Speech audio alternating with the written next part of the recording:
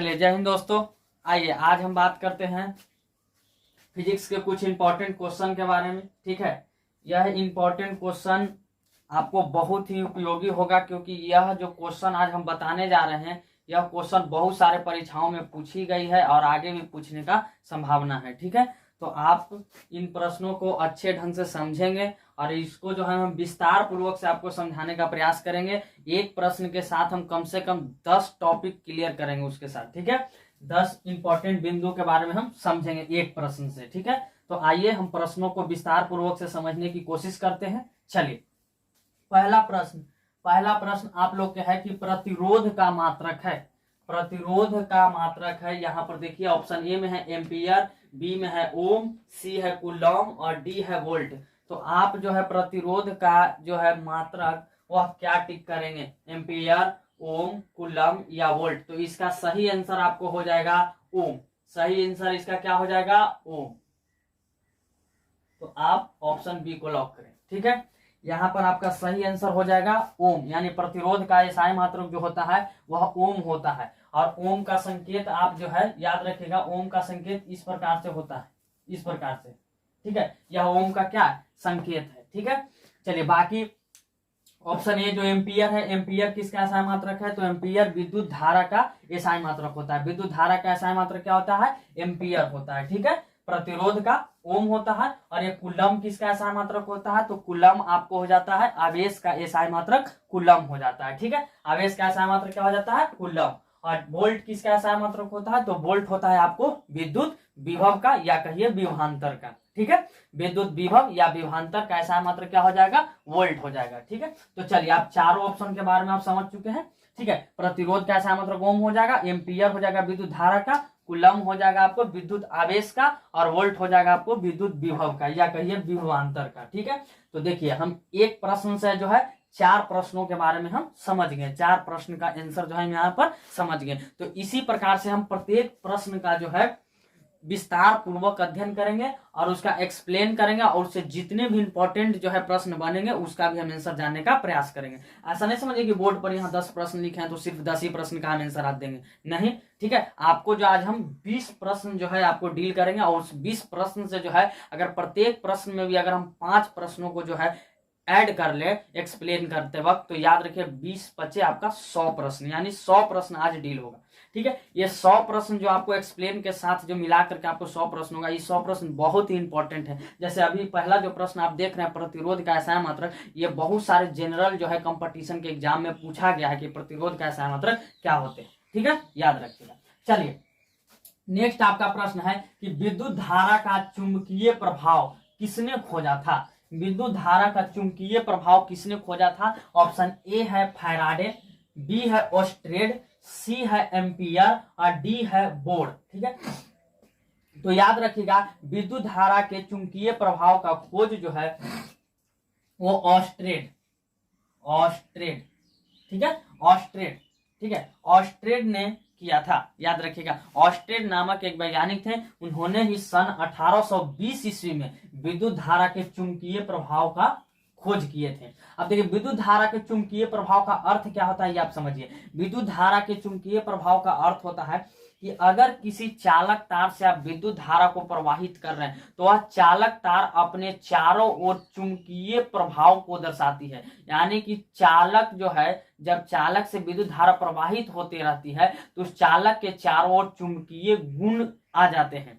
यानी कि उस चालक के चारों चुंबकीय गुण उत्पन्न होते हैं, चुंबकीय क्षेत्र उत्पन्न होते हैं, जिसके अंदर अगर उस क्षेत्र के अंदर कोई चुंबक को आप ले जाते हैं तो चुंबक को वह अपनी ओर आकर्षित करता है। ठीक है, इसी प्रकार से जो ऑस्ट्रेड महोदय थे यह भी जो है इसी प्रकार से जो है एक चालक के अंदर विद्युत धारा प्रवाहित किए और उसके जो है उसके साइड में एक चुंबक को रख दिए। जब उस चालक से जो है विद्युत धारा प्रवाहित होने लगी तो जो चुंबक है वो अपनी दिशा विक्षेपित करने लगा, यानी हिलने लगा। इसी से सिद्ध हुआ कि उस जो चालकीय तार है जिसमें विद्युत धारा प्रवाहित हो रही है उसमें जो है चुंबक का गुण भी क्या हो रहा है, उत्पन्न हो रहा है। ठीक है, जिसके कारण चुंबक अपनी दिशा को क्या कर रहा है, विक्षेपित कर रहा है। ठीक है, तो यह खोज जो है ऑस्ट्रेड नामक वैज्ञानिक किए थे। ठीक है। यह भी वैज्ञानिक है माइकल फैराडे, ठीक है, याद रखिएगा। इन्होंने क्या किया था, इन्होंने उल्टा खोजा था। इन्होंने खोजा था कि विद्युत धारा जब चलती है, यानी कि विद्युत धारा को जब चालक तार से प्रवाहित करते हैं तो वह चारों ओर चुंबकीय गुण उत्पन्न करता है, ठीक है। माइकल फैराडे उल्टा खोज किए। माइकल फैराडे कहें कि अगर किसी चुंबक को तेज गति के साथ जो है उसको क्या किया जाए, घुमाया जाए, तो उसके चारों ओर विद्युतीय क्षेत्र उत्पन्न होता है, यानी कि चुंबक भी विद्युतीय क्षेत्र उत्पन्न करता है, यानी कि उल्टा। यह जो है विद्युत धारा से चुंबकीय गुण और इन्होंने चुंबक से विद्युतीय गुण को दर्शाए थे, ठीक है। माइकल फैराडे इनका नाम था। एम्पियर आपको पता है कि यह विद्युत धारा की प्रबलता का खोज किए थे। विद्युत धारा की शक्ति यानी विद्युत धारा की जो प्रबलता होती है, क्षमता होती है विद्युत धारा की, उसको यह खोजने वाले वैज्ञानिक थे जिनका नाम एम्पियर है। इसीलिए इन्हीं के नाम पर जो है विद्युत धारा का एसआई मात्रक एम्पियर रखा गया है, ठीक है, याद रखिएगा। चलिए, ये है नील्स बोर है। बोर जो है आपको तरंग से संबंधित जो इन्होंने खोज किया था, ठीक है, याद रखिएगा। चलिए, तो ये चारों के बारे में आप समझ गए। देखिए, विद्युत धारा के चुंबकीय प्रभाव का खोज ऑस्ट्रेड। अब देखिए, चुंबक का विद्युतीय प्रभाव का खोज माइकल फैराडे। एम्पियर विद्युत धारा की प्रबलता का खोज एम्पियर। नील्स बोर यह जो तरंग सिद्धांत का खोज किए थे नील्स बोर ने, ठीक है। चलिए आगे आइए, अब आगे समझते हैं। कार्य करने की क्षमता को कहते हैं, कार्य करने की क्षमता को हम क्या कहते हैं? ऑप्शन ए है बल, बी है शक्ति, सी है ऊर्जा और डी है ईंधन। कार्य करने की शक्ति यानी कार्य करने की जो क्षमता है उसको आप क्या कहेंगे? बल कहेंगे, शक्ति कहेंगे, ऊर्जा कहेंगे या ईंधन कहेंगे? तो याद रखिएगा, जो कार्य करने की क्षमता होता है उसे हम शक्ति कहते हैं। क्या कहते हैं? शक्ति कहते हैं। क्या कहते हैं? शक्ति। क्या कहते हैं? शक्ति कहते हैं। कार्य करने की जो क्षमता होगी, कोई भी विद्युतीय यंत्र होगा, उसको कार्य करने की जो क्षमता होगी वह क्या कहलाएगी? शक्ति कहलाएगी। क्या कहलाएगी? शक्ति कहलाएगी, ठीक है, क्लियर है। कार्य करने की क्षमता को हम क्या कहते हैं? शक्ति कहते हैं। यानी कि कोई भी विद्युतीय यंत्र जो होती है वह प्रति सेकंड कितना कार्य को कर रही है, ठीक है, वह उसका क्या कहलाएगा? उसका क्षमता कहलाता है, यानी कि उसकी क्या कहलाती है? शक्ति कहलाती है, विद्युतीय शक्ति कहलाती है। जैसे अगर हम कहते हैं कि 1 सेकंड में जो है कोई विद्युतीय यंत्र जो है वह 10 जूल कार्य कर रही है, तो उसकी शक्ति कितनी होगी? तो आप 10 जूल बटा 1 सेकंड करेंगे, काटेंगे, यानी 10 वाट उसकी क्या हो जाएगी? शक्ति हो जाएगी, ठीक है, ध्यान रखिएगा। शक्ति का ऐसा मात्रक क्या होता है? वाट होता है। बल का क्या होता है ऐसा मात्रक? बताइए, न्यूटन। शक्ति का वाट, ऊर्जा का जूल और ईंधन तो ईंधन होता है। चलिए, इसको अब समझिए, बल क्या है? तो बल क्या होती है? जब किसी वस्तु पर बल क्या? बल वह बाह्य भौतिक कारक है जो किसी वस्तु पर लगकर उसकी आकृति अवस्था को क्या कर सकती है? बदल सकती है या बदलने की चेष्टा करती है, उसे हम क्या कहते हैं? बल। बल को हम एफ से सूचित करते हैं और इसका एसआई मात्रक पूछा जाता है न्यूटन और इसका सीजीएस मात्रक पूछा जाता है तो डाइन। याद रखिएगा, बल का एसआई मात्रक न्यूटन, सीजीएस मात्रक डाइन। शक्ति का एसआई मात्रक वाट, ठीक है, इसको हम पावर कहते हैं अंग्रेजी में, याद रखिएगा। एक एचपी बराबर कितना होता है? 746 वाट। 1 एचपी, यह प्रश्न आपसे पूछा जाता है कि 1 एचपी बराबर कितना वाट होता है? 746 वाट। यह बहुत सारे परीक्षाओं में पूछा गया प्रश्न है, इंपॉर्टेंट है, ध्यान रखिए। एचपी का अर्थ क्या होता है? हॉर्स पावर, अश्व शक्ति, यानी 1 अश्व शक्ति बराबर कितना वाट होता है? 746 वाट होता है। वाट किसकी मात्रक है? शक्ति का। ऊर्जा का ऐसा मात्रक क्या होता है? जूल होता है। ऊर्जा का ऐसा मात्रक क्या होता है? जूल होता है। और ईंधन क्या है? तो ईंधन वह पदार्थ जिसको जलाने पर ऊर्जा मुक्त होती है, यानी ऊर्जा मिलती है, उसे हम क्या कहते हैं? ईंधन कहते हैं, ठीक है। चलिए, तो आप चारों ऑप्शन को अच्छे ढंग से एक्सप्लेन कर लिए। अब आइए नेक्स्ट क्वेश्चन। ताप बढ़ने पर चालक का प्रतिरोध। ताप बढ़ने पर चालक का प्रतिरोध कहने का अर्थ है कि अगर किसी चालक को आप ताप दीजिएगा यानी टेम्परेचर दीजिएगा तो उस चालक का जो प्रतिरोध पहले से होगा वह प्रतिरोध ताप पाते ही बढ़ेगा या घटेगा। यानी किसी चालक का जितना प्रतिरोध होता है और अगर उसे आप टेम्परेचर दे रहे हैं अधिक, तो बताइए कि उसका जो प्रतिरोध है वह बढ़ेगा या घटेगा या उतना ही रहेगा, या कोई मतलब समझिए कि कोई उसमें हरकत नहीं होगी। तो आइए, ऑप्शन ए है बढ़ता है, बी में घटता है, सी में समान रहेगा और डी है कि कोई नहीं। बताइए, तो किसी चालक का आप जो है प्रतिरोध अगर आप बढ़ाना चाहते हैं तो ताप दीजिए, यानी कहने का अर्थ है कि अगर आप ताप किसी चालक को दीजिएगा तो उसका प्रतिरोध क्या हो जाएगा? बढ़ जाएगा।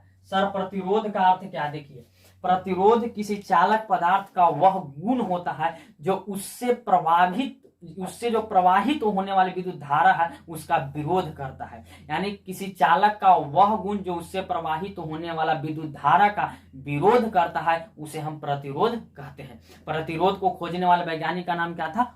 ओम। प्रतिरोध को खोजने वाले वैज्ञानिक का नाम क्या था? ओम। इसीलिए प्रतिरोध का एसआई मात्रक ओम रखा गया। ठीक है, सर जॉर्ज साइमन ओम उनका पूरा नाम था। ठीक है, जॉर्ज साइमन ओम, याद रखिएगा। तो अगर किसी चालक का आप जो है ताप उसको दीजिएगा तो उसका प्रतिरोध क्या होगा? बढ़ेगा। ठीक है, और अगर किसी आप अचालक का प्रतिरोध, अगर आप किसी अचालक को अगर आप ताप देते हैं तो उसका प्रतिरोध घटता है, और अगर किसी अर्धचालक को आप ताप देते हैं तो उसका भी प्रतिरोध क्या होगा? बढ़ता है। तो यह प्रश्न आपसे बदल बदल के पूछी जाती है कि चालक को ताप देने पर उसका प्रतिरोध बढ़ेगा, अचालक को ताप देने पर उसका प्रतिरोध घटेगा, अर्धचालक को ताप देने पर उसका प्रतिरोध बढ़ेगा। ठीक है, चालक क्या है? चालक वह पदार्थ होता है जिससे विद्युत धारा की प्रवाह आसानी से होती है। अचालक क्या होते हैं या कुचालक उसे कहते हैं? वह पदार्थ जिससे विद्युत धारा की प्रवाह नहीं होती है। और अर्धचालक क्या होता है? वे पदार्थ जिनमें चालक और अचालक दोनों के गुण पाए जाते हैं उसे हम क्या कहते हैं? अर्धचालक, जैसे सिलिकॉन और जर्मेनियम। याद रखिएगा, अर्धचालक का प्रयोग ज्यादातर किसमें करते हैं हम लोग? डिजिटल जो डिवाइस होते हैं जैसे मोबाइल, आपको लैपटॉप, कंप्यूटर, ये सब में। ठीक है, चिप्स बनाने में, जो चिप्स होता है चिप, उसको बनाने में जो है जर्मेनियम सिलिकॉन का प्रयोग किया जाता है। ठीक है, चलिए नेक्स्ट आइए। नेक्स्ट प्रश्न है आपको कि तारों के टिमटिमाने का कारण है। तारों के टिमटिमाने का कारण क्या है? बताइए। तारों के टिमटिमाने का कारण क्या है? ऑप्शन ए है परावर्तन, बी है प्रकीर्णन, सी है अपवर्तन और डी है सभी। देखिए, तारों के टिमटिमाने का अर्थ पहले समझिए। तारों का टिमटिमाना क्या है? देखिए, तारों का टिमटिमाना का अर्थ है कि कभी आप तारा को देखिएगा, आप जब रात के समय जब तारे आपको दिखाई देते हैं आसमान में, जब आप तारे को देखिएगा तो आपको जो है ना धुंधलापन आपको दिखाई देगा, कभी भी स्पष्ट नहीं। कभी आपको ज्यादा चमकीला दिखाई देगा, कभी धुंधला दिखाई देगा। तो कभी ज्यादा साफ दिखाई देना, कभी धुंधला दिखाना, यह जो चीज है इसको हम लोग क्या कहते हैं? टिमटिमाना। क्या कहते हैं? टिमटिमाना। ठीक है, यानी कभी साफ दिखाई देना और कभी कम साफ दिखाई देना, यह क्या कहलाता है? टिमटिमाना कहलाता है। और तारा टिमटिमाना तो उसको हम तारों का टिमटिमाना कहते हैं। लेकिन प्रश्न यह है कि यह किस घटना के कारण होता है? ठीक है, परावर्तन, प्रकीर्णन, अपवर्तन या सभी। तो याद रखिएगा, जो तारे टिमटिमाने का कारण है वह है प्रकाश का अपवर्तन। प्रकाश का अपवर्तन, या इसे हम वायुमंडलीय अपवर्तन भी कहेंगे। ठीक है, अगर खाली अपवर्तन लिखा हुआ है तो आप उसको टिक करें, वायुमंडलीय अपवर्तन लिखा है तो उसको, क्योंकि अपवर्तन की घटना कहां पर घट रही है? वायुमंडल में, इसीलिए हम उसको एक विशेष नाम देते हैं, वायुमंडलीय अपवर्तन। ठीक है, तो देखिए अब परावर्तन, प्रकीर्णन और अपवर्तन के बारे में समझते हैं। परावर्तन क्या है? देखिए, परावर्तन के बारे में हम अच्छे ढंग से आपको है कल के वीडियो में समझाए थे, प्रकाश का परावर्तन। अगर आप वो नहीं देखें तो इस वीडियो के नीचे उसका लिंक दिया गया, जाइए और इस वीडियो को देखिए। अच्छे ढंग से एक्सप्लेन करके हम समझाएं कि प्रकाश का परावर्तन क्या है, प्रकाश का परावर्तन होता कैसे है और प्रतिबिंब का निर्माण कैसे होता है। हालांकि हम शॉर्ट में आप समझते हैं प्रकाश का परावर्तन क्या है। जब प्रकाश किसी चिकनी सतह से या कहीं किसी परावर्तक सतह से टकरा करके जब उसी दिशा में लौट जाती है तो यह घटना प्रकाश का परावर्तन कहलाता है। यह घटना प्रकाश का परावर्तन कहलाता है। ठीक है, अब आइए प्रकीर्णन। प्रकीर्णन क्या है? देखिए, जब प्रकाश, सूर्य के जब प्रकाश हमारे पृथ्वी की ओर जब चलती है तो वायुमंडल में बहुत सारे धूल कण और बाष्प के जो है कण मौजूद होते हैं।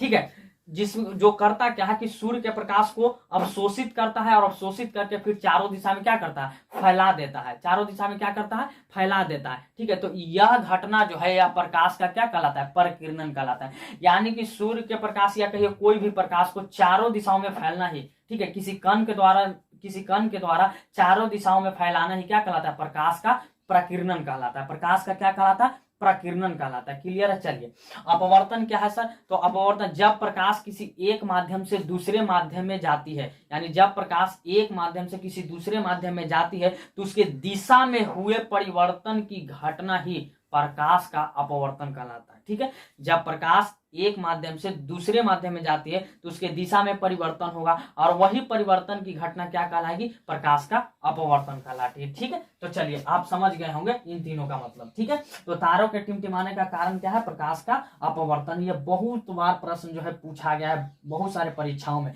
कि तारों का टिमटिमाना किस घटना के कारण होती है? तो प्रकाश का अपवर्तन के कारण। ठीक है, चलिए ध्यान रखिएगा। नेक्स्ट है प्रश्न कि नेत्र का निकट बिंदु, नेत्र का निकट बिंदु होता है ए में 25 मीटर, बी में आपको है 25 किलोमीटर और सी में है आपको 25 मिलीमीटर और डी में है आपको 25 सेंटीमीटर। डी में आपको क्या है 25 सेंटीमीटर। तो बताइए नेत्र का निकट बिंदु क्या है। देखिए नेत्र का निकट बिंदु का मतलब समझिए, नेत्र के सबसे नजदीक वह बिंदु, नेत्र का सबसे नजदीक वह बिंदु जहां पर रखी वस्तुओं को हमारी नेत्र स्पष्ट रूप से देख सकती है, उसे हम नेत्र का निकट बिंदु कहते हैं। ठीक है, और नेत्र का निकट बिंदु 25 सेंटीमीटर माना गया है। नेत्र का निकट बिंदु 25 सेंटीमीटर माना गया है। ठीक है, नेत्र का निकट बिंदु 25 सेंटीमीटर।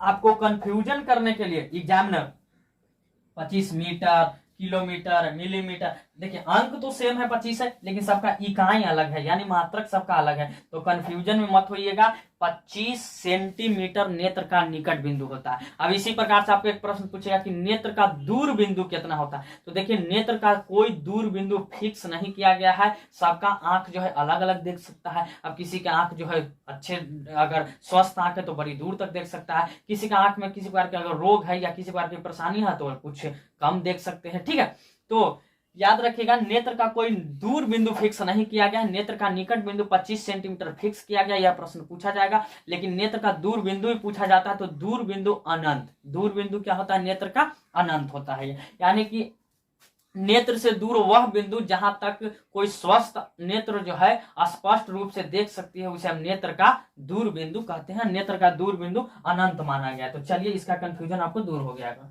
चलिए नेक्स्ट प्रश्न, लेंस में कितने मुख्य फोकस होते हैं। ऑप्शन ए में 1, बी में 2, सी में 4 और डी में आपको है 5। यानी कि लेंस के में कितने मुख्य फोकस होते हैं, याद रखिएगा। लेंस के बारे में आप जानते होंगे, अगर नहीं जानते हैं तो एक विशेष जो है हम आपको वीडियो बनाएंगे जिनमें हम प्रकाश के अपवर्तन, लेंस कितने प्रकार के होते हैं, प्रकाश के अपवर्तन के कारण क्या क्या घटनाएं जीवन में घटती है, सब बताएंगे। ठीक है, तो आइए लेंस के कितने फोकस होते हैं। तो देखिए लेंस में जो मुख्य फोकस की संख्या वह 2 होते हैं, और लेंस में जब मुख्य फोकस की संख्या 2 होते हैं तो लेंस में याद रखिएगा वक्रता त्रिज्या भी 2 होते हैं। ध्यान रखिएगा वक्रता त्रिज्या भी 2 होते हैं, ध्यान रखिएगा। लेंस में कितने हो जाएंगे मुख्य फोकस की संख्या 2। लेंस में मुख्य फोकस की संख्या 2। अब बताइए इसी प्रकार से आपसे पूछेगा दर्पण में मुख्य फोकस की संख्या, तो 1। दर्पण में मुख्य फोकस की संख्या 1, लेकिन लेंस में 2। दर्पण में वक्रता त्रिज्या भी हो जाएंगे 1, और दर्पण में जो है मुख्य फोकस भी हो जाएंगे 1, लेकिन लेंस में मुख्य फोकस भी हो जाएंगे 2 और वक्रता त्रिज्या भी हो जाएंगे 2। तो चलिए आपका कंफ्यूजन दूर हो गया। लेंस के बारे में डिटेल आपको जो है जब प्रकाश का अपवर्तन चैप्टर आपको जो है आपको डिटेल जब बनाएंगे तो उसमें हम आपको लेंस के बारे में समझाएंगे। ठीक है, हीरे का अपवर्तनांक होता है 2, बी में 2.3, सी में 2.42 और डी में 1। बताइए हीरे का अपवर्तनांक कितना होता है। देखिए आप पहले सबसे पहले आप समझिए अपवर्तनांक। हीरा को तो आप जानते होंगे, देखे होंगे, कितना अभी देखे होंगे। तो याद रखिएगा हीरा एक क्या है, पदार्थ है जो दुनिया के सबसे कठोर पर। अब हीरा संबंधित एक प्रश्न तो यह फेमस है जो हर जगह पूछी जाती है, हर परीक्षा में, चाहे छोटा एग्जाम हो, मैट्रिक इंटर का या बड़ा एग्जाम हो, कि दुनिया का सबसे कठोर पदार्थ हीरा, दुनिया का सबसे कठोर पदार्थ हीरा। और हीरा क्या है, तो हीरा से और भी प्रश्न जानिए। हीरा कार्बन का क्या है, अपर रूप है। हीरा कार्बन का अपर रूप है, यानी अपर रूप का अर्थ है यह सिर्फ और सिर्फ कार्बन से मिलकर बना है, सिर्फ और सिर्फ कार्बन से। कार्बन के अपर रूप और होते हैं कौन कौन, हीरा, कोयला, फ्लोरीन, ठीक है, ग्रेफाइट, ये सब क्या कार्बन के अपर रूप है, यानी कार्बन का ही रूप सिर्फ बदल गया है, उसको हम अपर रूप कहेंगे। हीरा एक प्रकार का कार्बन ही है, लेकिन याद रखिएगा इसका रूप बदल गया जिसे हम हीरा कहते हैं। हीरा दुनिया का सबसे कठोर पदार्थ है। ठीक है, याद रखिएगा कठोर पदार्थ है। ठीक है, तो हीरे का अपवर्तनांक क्या होता है। अपवर्तनांक का अर्थ क्या होता है, तो देखिए अपवर्तनांक का आप अर्थ समझिए। अपवर्तनांक का अर्थ होता है कि निर्वात में प्रकाश की चाल और किसी माध्यम में प्रकाश की चाल के अनुपात को हम अपवर्तनांक कहते हैं। याद रखें, निर्वात में प्रकाश की चाल और किसी माध्यम में प्रकाश की चाल के हम अनुपात को क्या कहते हैं, अपवर्तनांक कहते हैं। तो हीरे का अपवर्तनांक जो होता है वह 2.42 होता है। कहीं कहीं आपको इसको लिखा रह सकता है 2.4 केवल, ठीक है, 2 साइड वाले नहीं रहेंगे, लेकिन याद रखिए हीरे का अपवर्तनांक 2.42 होता है। तो उम्मीद करते हैं आप समझ गए होंगे। नेक्स्ट प्रश्न, किस रंग का तरंगदैर्घ्य सबसे अधिक होता है। यह तो फेमस प्रश्न है कि किस रंग का तरंगदैर्घ्य सबसे अधिक होता है। ऑप्शन ए में है पीला, बी में है लाल, सी में है हरा और डी में है नीला। तो बताइए किस रंग का तरंगदैर्घ्य सबसे अधिक होता है। तो याद रखिएगा सबसे अधिक जो तरंगदैर्घ्य होता है वह होता है वेवलेंथ, जो सबसे अधिक होता है वह होता है लाल रंग का। आपको पता होना, सबसे पहले आप समझिए तरंगदैर्घ्य का अर्थ क्या था। तरंगदैर्घ्य का अर्थ होता है कि जो जिस प्रकाश की यानी कि चाल सबसे अधिक है, यानी कि प्रति सेकंड चाल सबसे अधिक है, वह उसकी क्या कहलाती है? तरंगदैर्घ्य कहलाती है। याद रखिए तरंगदैर्घ्य। आपको पता होना चाहिए कि सूर्य के प्रकाश में 7 रंग होते हैं, जिसे हम बैजानी हप्पी नाला के नाम से जानते हैं। अंग्रेजी में उसे हम विबजियोर भी कहते हैं, जिसे हम क्या कहते हैं? बैगनी, जामुनी, नीला, हरा, पीला, नारंगी और लाल, जिसमें लाल रंग का तरंगदैर्घ्य सबसे अधिक होता है और बैगनी रंग का तरंगदैर्घ्य सबसे कम होता है। यानी बैगनी रंग प्रति सेकंड कम चाल चलती है, लेकिन लाल रंग प्रति सेकंड सबसे अधिक चाल चलती है। तो लाल रंग का तरंगदैर्घ्य क्या हो जाएगी? सबसे अधिक हो जाएगी। नेक्स्ट आइए, किस लेंस को अभिसारी लेंस कहा जाता है? तो उत्तल लेंस, अवतल, समतल या कोई नहीं। तो याद रखिएगा, आप अभिसारी लेंस जो है वह उत्तल लेंस को कहेंगे। किसको कहेंगे आप? उत्तल लेंस को। देखिए अभिसारी और अपसारी दो टर्म है। अभिसारी हम उसके लिए प्रयोग करते हैं जो सभी प्रकाश किरणों को एक बिंदु पर फोकसित करती है, तो उसके लिए हम अभिसारी टर्म का यानी अभिसारी शब्द का प्रयोग करेंगे। और जो चारों दिशाओं में फैलाने का काम, ऐसा लगे कि प्रकाश एक बिंदु से आ तो रही है लेकिन उसको फैलाने का काम कर रहा है चारों दिशाओं में, यानी कि, तो याद रखिएगा उस टर्म के लिए हम अपसारी शब्द का प्रयोग करते हैं। ठीक है, तो यहां देखिए आप उत्तल लेंस को जो है अभिसारी लेंस कहते हैं। क्यों कहते हैं? क्योंकि उत्तल लेंस जो है सभी दिशाओं से आने वाली प्रकाश किरणों को एक बिंदु पर फोकसित करती है, लेकिन अवतल लेंस एक बिंदु से आने वाले प्रकाश को फैलाने का काम करती है। ठीक है, तो याद रखिए जो उत्तल लेंस है उसका उल्टा अवतल लेंस है, लेकिन दर्पण में उल्टा होता है। याद रखिए, यहां पर हम कंफ्यूजन दूर करिए। उत्तल लेंस को हम अभिसारी लेंस कहते हैं, लेकिन उत्तल दर्पण को हम अपसारी दर्पण कहते हैं। यहां पर हम अवतल लेंस को अपसारी लेंस कहते हैं, याद रखिएगा, लेकिन वहां पर अवतल दर्पण को हम अभिसारी दर्पण कहते हैं। ठीक है, तो याद रखें, यहां जो उत्तल अभिसारी है तो वहां अवतल अभिसारी होगा दर्पण में, और यहां जो अवतल अपसारी है वहां उत्तल अपसारी होंगे दर्पण में। ठीक है, तो याद रखिएगा, दर्पण में कंफ्यूजन आप दूर रखेंगे। तो ये 10 प्रश्न जिसका हम आपको विस्तार पूर्वक जो है एक्सप्लेन करके इससे रिलेटेड बहुत सारे प्रश्न को हम डील किए, याद रखिएगा। अब 10 प्रश्न आप जो है आगे और देखिए, आगे समझिए। प्रकाश के प्रवर्तन के कितने नियम हैं? देखिए प्रकाश के प्रवर्तन के कितने नियम हैं? ऑप्शन ए में है 1, बी में 2, सी में 3 और डी में 4। तो देखिए प्रकाश के प्रवर्तन के 2 नियम होते हैं, ये आपको हम प्रकाश के प्रवर्तन चैप्टर में बताए थे।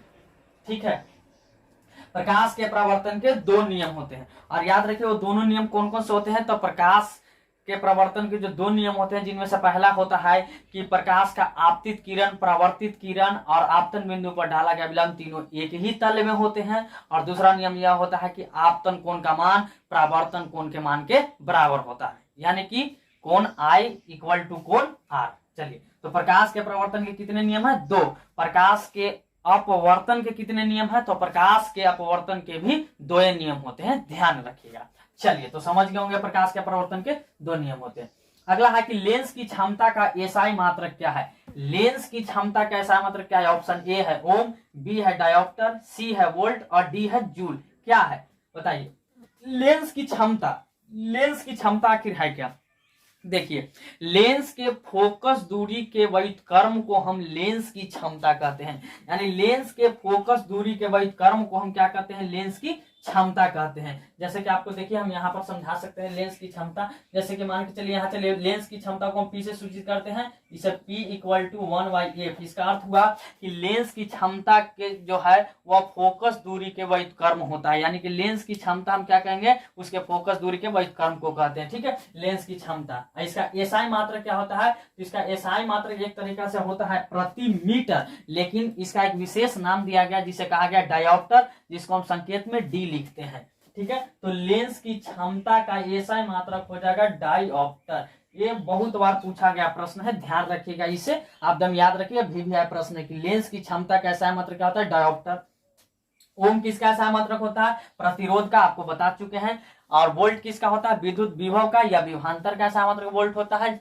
जूल किसका मात्रक होता है? कार्य का या ऊर्जा का एसआई मात्रक क्या होता है? जूल होता है। ठीक है, तो चलिए क्लियर है। नेक्स्ट, निर्वात में प्रकाश की चाल होती है। निर्वात का अर्थ क्या होता है? तो निर्वात का अर्थ होता है वैसी जगह जहां वायुमंडल नहीं होते, यानी हवाएं जहां पर नहीं मौजूद है, यानी वायुमंडल जहां नहीं है वैसी जगह को हम निर्वात कहते हैं। जैसे कि अंतरिक्ष, अंतरिक्ष क्या है? निर्वात का उदाहरण है। तो निर्वात में भी प्रकाश चलता है। आपको पता है कि प्रकाश जो है हर जगह चलता है, चाहे किसी माध्यम हो या न माध्यम हो, निर्वात हो तो भी चलेगा, लेकिन ध्वनि निर्वात में गमन नहीं करता। ये बात आपको याद रखना चाहिए। तो निर्वात में प्रकाश की चाल या हवा में प्रकाश की चाल दोनों बराबर ही होता है। निर्वात में प्रकाश की चाल यहाँ पर हो जाएगा 3 गुना 10 के पावर 8 मीटर प्रति सेकंड, इसे हम कहते हैं 3 लाख किलोमीटर प्रति सेकंड। यानी कि निर्वात में प्रकाश की चाल 1 सेकंड में 3 लाख किलोमीटर चलेगा, 1 सेकंड में 3 लाख किलोमीटर चलेगा। और उसे अगर हम मीटर में बदलेंगे तो आप 3 गुना 10 के पावर 8 मीटर कर सकते हैं, यानी 1 सेकंड में इतना चलेगा। ठीक है, देखिए कंफ्यूजन के लिए आपको मात्रक जो है गड़बड़ दे सकता है, कभी किलोमीटर प्रति सेकंड देगा, कभी मीटर प्रति सेकंड देगा, तो कंफ्यूजन में मत होइएगा। प्रकाश की चाल निर्वात में या हवा में 3 गुना 10 के पावर 8 मीटर प्रति सेकंड होता है, यानी 3 लाख किलोमीटर प्रति सेकंड। चलिए जल में कितना होता है, तो जल में 2,25,000 किलोमीटर प्रति सेकंड, उसे हम 2.25 क्या गुना 10 के पावर 8 मीटर प्रति सेकंड बोल सकते हैं। और ठोस में यानी कहिए कांच में प्रकाश की चाल कितना होता है, तो 2 लाख किलोमीटर प्रति सेकंड, यानी 2 गुना 10 के पावर 8 मीटर प्रति सेकंड। तो ध्यान रखिएगा, प्रकाश की चाल आपको 3 टाइप से पूछ सकता है, निर्वात में प्रकाश की चाल, या जल में, या कांच में। तो निर्वात में प्रकाश की चाल कहिए या हवा में प्रकाश की चाल सेम होता है, याद रखिए 3 गुना 10 के पावर 8 मीटर प्रति सेकंड। जल में 2.25 यानी कि 2,25,000 किलोमीटर प्रति सेकंड, और जो होता है कांच में वो 2 लाख किलोमीटर प्रति सेकंड। ठीक है, चलिए तो समझ गए हम।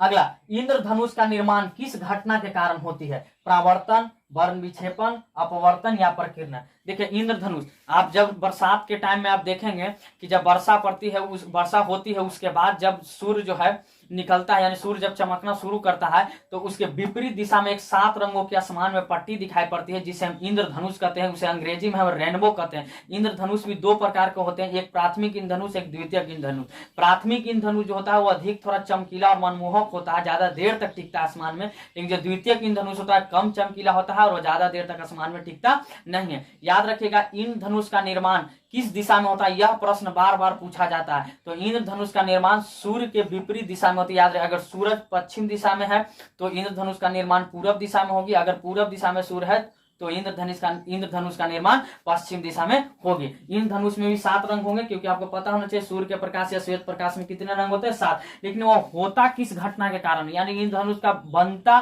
किस घटना के कारण इंद्रधनुष। तो याद रखिएगा, इंद्रधनुष का जो निर्माण है वह आपको जो है प्रकाश के वर्ण विक्षेपण के कारण इंद्रधनुष का निर्माण होता है। प्रकाश के वर्ण विक्षेपण के कारण क्या होता है, इंद्रधनुष का निर्माण होता है। प्रकाश के वर्ण विक्षेपण क्या है, तो याद रखिएगा, सूर्य के प्रकाश या श्वेत प्रकाश को 7 रंगों में विभक्त होने की घटना को हम प्रकाश का वर्ण विक्षेपण कहते हैं। ठीक है, प्रकाश के वर्ण विक्षेपण को दर्शाने के लिए सबसे अच्छा चीज है आपको प्रिज्म। प्रिज्म से अगर सूर्य के प्रकाश या श्वेत प्रकाश को अगर आप गुजारेंगे तो वह 7 रंगों में क्या हो जाएगी, विभक्त हो जाएगी। यह घटना प्रकाश का वर्ण विक्षेपण कहलाता है, याद रखिएगा। अपरावर्तन तो आपको पता ही है, बता चुके हैं, अपवर्तन भी और प्रकीर्णन भी बता दिए। ठीक है, चलिए नेक्स्ट हम समझते हैं किलोवाट घंटा, जिसे हम शॉर्ट में kWh भी कहेंगे। यह किसका मात्रक है, कार्य का, विभवांतर का, ऊर्जा का या प्रतिरोध का। यह भी VVI क्वेश्चन है, आप इसको VVI कर सकते हैं, क्योंकि यह बहुत बार परीक्षाओं में पूछा गया कि किलोवाट घंटा किसका मात्रक है। तो याद रखिएगा, किलोवाट घंटा जो मात्रक है वह आपका ऊर्जा का मात्रक है। क्या है, ऊर्जा का मात्रक है। ठीक है, याद रखिएगा, ऊर्जा का मात्रक क्या होता है, किलोवाट घंटा होता है। क्लियर, कार्य का, विभवांतर, ऊर्जा या प्रतिरोध किसका, तो याद रखिएगा ऊर्जा का मात्रक जो होता है वह क्या होता है, आपको किलोवाट घंटा होता है। क्लियर है, ऊर्जा का मात्रक क्या होता है, किलोवाट घंटा होता है। चलिए, कार्य का ऐसा मात्रक क्या होता है, तो कार्य का ऐसा मात्रक आपको हम बता चुके हैं कि कार्य का ऐसा मात्रक जूल होता है, विभवांतर का ऐसा मात्रक वोल्ट होता है, प्रतिरोध का ऐसा मात्रक ओम होता है। ठीक है, चलिए, तो किलोवाट घंटा किसका है, ऊर्जा का। आप घरों में जो आपके मीटर लगा हुआ होता है, जो बिजली का मीटर लगा होता है, उसमें किलोवाट घंटा में ही दिखाई पड़ता है कि आप कितना किलोवाट घंटा जो है आपकी बिजली खपत हुई है। ठीक है, ऊर्जा। ठीक है, तो याद रखिएगा, खास करके किलोवाट घंटा का प्रयोग जो है हम व्यवसायिक तौर यानी विद्युतीय ऊर्जा को मापने में हम करते हैं। क्लियर है, किलोवाट घंटा का। अन्यथा ऐसे ऊर्जा का ऐसा मात्रक क्या होता है, जूल होता है। ध्यान रखिएगा, वाट देख करके आप कंफ्यूजन में मत चल जाइएगा कि वाट जो है वह शक्ति का मात्रक है तो किलोवाट घंटा भी शक्ति का मात्रक हुआ, नहीं, किलोवाट घंटा ऊर्जा का मात्रक है। ध्यान रखिएगा। नेक्स्ट है कि विद्युत बल्ब का फिलामेंट बना होता है। जो विद्युत बल्ब होते हैं, आप विद्युत बल्ब देखे होंगे, अब तो एलईडी बल्ब होता है, जो विद्युत बल्ब, जो पीला वाला विद्युत बल्ब घरों में लगे हुए देखे होंगे, तो उसमें जो फिलामेंट लगा होता है, जो क्या स्प्रिंग की तरह लगा होता है, वह किस धातु का बना होता है, तो याद रखिएगा वह टंगस्टन धातु का बना होता है। VVI प्रश्न है, आप ध्यान रखिएगा, टंगस्टन धातु का बना होता है। ठीक है, टंगस्टन धातु का क्यों बना होता है? क्योंकि टंगस्टन धातु का गलनांक अधिक होता है, यही कारण है कि विद्युत बल्ब का जो फिलामेंट होता है वह टंगस्टन धातु का बना होता है। ठीक है, गलनांक अधिक होने का कारण है कि इसे अधिक से अधिक टेम्परेचर भी अगर आप दे देंगे तो ये आसानी से नहीं गलेगा। ठीक है, याद रखिएगा। नाइक्रोम, तांबा, चांदी ये सभी धातु है, लेकिन ये टंगस्टन धातु का बना होता है। कौन? विद्युत बल्ब का फिलामेंट। एलईडी बल्ब में नहीं, ध्यान रखिएगा, एलईडी बल्ब की हम बात नहीं कर रहे हैं, जो पीला वाला बल्ब होता है ना उसकी हम बात कर रहे हैं। ठीक है, चलिए, तो आप समझ चुके होंगे। नेक्स्ट है कि विद्युत हीटर में किस तार का उपयोग होता है? तो देखिए, विद्युत हीटर आप देखे होंगे घरों में, जो विद्युत हीटर का प्रयोग होता है उसमें जो है गोल होता है विद्युत हीटर, उसमें जो है तार लगा हुआ होता है डिजाइनिंग कर करके। वह तार किस धातु का बना होता है? तो याद रखिएगा, वह जो धातु का बना होता है वह नाइक्रोम धातु का बना होता है। याद रखिएगा, नाइक्रोम का तार जो होता है बना होता है। नाइक्रोम का तार क्यों? क्योंकि नाइक्रोम का जो है नाइक्रोम का प्रतिरोध बहुत ही अधिक होता है। इसका प्रतिरोध अधिक होने के कारण जब उससे बिजली प्रवाहित होती है, तो बिजली प्रवाहित होती है, इसका प्रतिरोध अधिक है, और बिजली को आर पार ज्यादा होने नहीं देगा, और बिजली का रुकावटें ज्यादा पैदा करेगा। यानी कि प्रतिरोध ज्यादा है तो रुकावटें ज्यादा हो गई, रुकावटें ज्यादा होगी तो इलेक्ट्रॉन क्या हो जाएगा? इलेक्ट्रॉन वहीं पर चक्कर करने लगेगा, उष्मा वहीं पर छोड़ देगा इलेक्ट्रॉन, तो क्या होगा? उष्मा के कारण वह उष्मा अधिक वहां पर लाल हो जाता है ये नाइक्रोम का तार, और उसे अधिक उष्मा मिलती है। याद रखिएगा, तो इसीलिए विद्युत हीटर में नाइक्रोम का तार का हम प्रयोग करते हैं, ध्यान रखिएगा। इसकी क्या है? प्रतिरोध जो है ज्यादा होता है, यही कारण है कि नाइक्रोम का तार का हम प्रयोग विद्युत हीटर में करते हैं, ध्यान रखिएगा। यह भी इंपॉर्टेंट क्वेश्चन है, आपको परीक्षाओं में बहुत बार पूछा जाएगा। ठीक है, इनमें कौन चुंबकीय पदार्थ है? ये 4 ऑप्शन दिए गए हैं, सोना, कांच, पीतल या निकल। इनमें से कौन चुंबकीय पदार्थ है? देखिए, चुंबकीय पदार्थ का अर्थ होता है वे पदार्थ जो चुंबक से क्या होते हैं? आकर्षित होते हैं। चुंबक से क्या होते हैं? आकर्षित। वे पदार्थ जिसमें चुंबक क्या होता है? चुंबकीय गुण पाए जाते हैं, उसे हम चुंबकीय पदार्थ कहते हैं। चुंबकीय गुण पाए जाने का अर्थ है कि अगर उसके पास अगर आप चुंबक ले जाते हैं तो वह चुंबक में क्या हो जाता है? सट जाएगा, यानी चुंबक की ओर आकर्षित होते हैं, तो ऐसे पदार्थ को हम चुंबकीय पदार्थ कहेंगे, और जो आकर्षित नहीं होते हैं उसे हम अचुंबकीय पदार्थ कहते हैं। तो इस चारों में से कौन है? सोना है, कांच है, पीतल है या निकेल है। याद रखिए, सोना कभी भी चुंबक में नहीं चिपकता है, कांच को आप चिपका के देखिए नहीं चिपकेगा, पीतल को चिपकाइए नहीं चिपकेगा। तो चुंबक में चिपकने वाला जो यह कौन है? लोहा, निकेल, कोबाल्ट, ये सब क्या होते हैं? ये सब क्या चुंबकीय पदार्थ होते हैं, क्योंकि इसमें क्या होता है? चुंबक की ओर अट्रैक्शन होता है, यानी चुंबक में यह क्या होता है? यह चुंबक में सट जाता है। ठीक है, जब चुंबक को इसके पास लाइएगा तो ये चुंबक में क्या चिपक जाएगा। ठीक है, तो याद रखिएगा। अस्थायी चुंबक बनाने में किसका प्रयोग होता है? याद रखिएगा, अस्थायी चुंबक बनाने में किसका प्रयोग होगा? लोहा का, नर्म लोहा का, इस्पात का या सभी का। तो याद रखिएगा, आपको जब अस्थायी चुंबक बनाना होता है तो आप इस्पात का प्रयोग करते हैं। इस्पात आपको पता होना चाहिए ना, इस्पात क्या है? इस्पात का जो है, इस्पात धातु का क्या बनता है? लोहा की पट्टी बनती है, क्योंकि इस्पात में जंग नहीं लगता। याद रखिएगा, इस्पात में जंग न लगने के कारण जो है इस्पात से क्या बनता है? लोहे रेलवे लाइन की पटरी बनती है। ठीक है, आइए, तो इस्पात से जो है आप अस्थायी चुंबक बनाएंगे, क्योंकि इसमें मतलब इतनी साधारण से जो चुंबकीय गुण भी नहीं होता और अनुचुंबकीय भी गुण इसमें नहीं पाए जाते हैं। ठीक है, नहीं, दोनों का एक तरह से कॉम्बो होता है, इसलिए इस्पात का प्रयोग जो है हम अस्थायी चुंबक बनाने में करते हैं। अस्थायी चुंबक का अर्थ है कि उसमें हमेशा के लिए चुंबक का गुण हो। जो हम लोग चुंबक करते हैं ना, आप जो विद्युतीय यंत्र में, यानी जो टीवी वगैरह इस समय आप जो चुंबक निकलता है उसको आप देखे होंगे, तो वह चुंबक क्या होता है? अस्थायी चुंबक होता है, क्योंकि उसमें जो चुंबक निकलता है, हम लोग बचपन में खेला करते थे, उस चुंबक को आप क्या करते हैं? उसमें हमेशा चुंबक का गुण होता है। ऐसा नहीं कि आज चुंबक का गुण उसमें है कल नहीं रहेगा, नहीं, उसमें हमेशा चुंबक का गुण है, तो अस्थायी चुंबक है। एक होता है विद्युतीय चुंबक। विद्युतीय चुंबक में जब उसमें विद्युत प्रवाहित हो रही तो उसमें चुंबक का गुण है, विद्युत प्रवाहित होना बंद तो उसमें चुंबक का गुण समाप्त हो जाता है। तो विद्युतीय चुंबक बनाने के लिए हम नर्म लोहा का प्रयोग करते हैं। याद रखिएगा, नर्म लोहा का प्रयोग विद्युतीय चुंबक बनाने में किया जाता है, जबकि इस्पात का प्रयोग अस्थायी चुंबक बनाने में किया जाता है। ये बात आप ध्यान रखिएगा, क्लियर है? चलिए,